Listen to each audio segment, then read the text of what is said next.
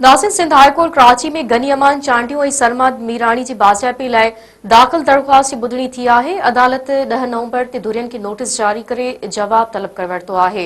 इन हवाले सां वधीक अपडेट वठूं था वकार शरका। वकार, छा वधीक अपडेट आहे?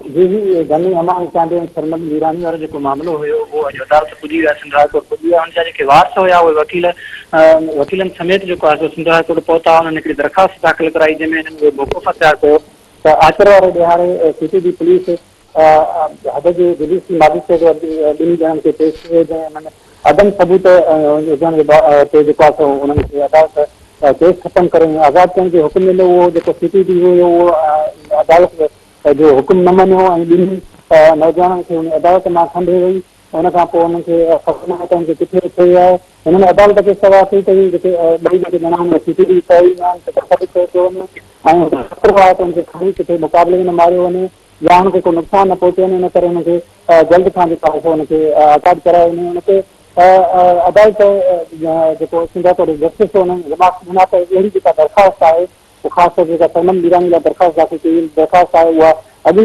दाख़िल आहे। जेके लापता माण्हू आहिनि उन्हनि जी बि दरख़्वास्तूं दाख़िल आहिनि।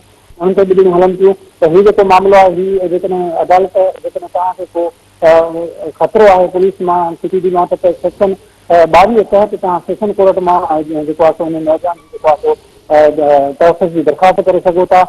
उन खां पोइ अदालत जेको आहे सो 10 नवंबर ताईं जेको आहे घरनि खे नोटिस जारी करे ॾिनी मुअतल कई आहे। अपडेट ॾियण जे लाइ वकार, अव्हां जी महिरबानी।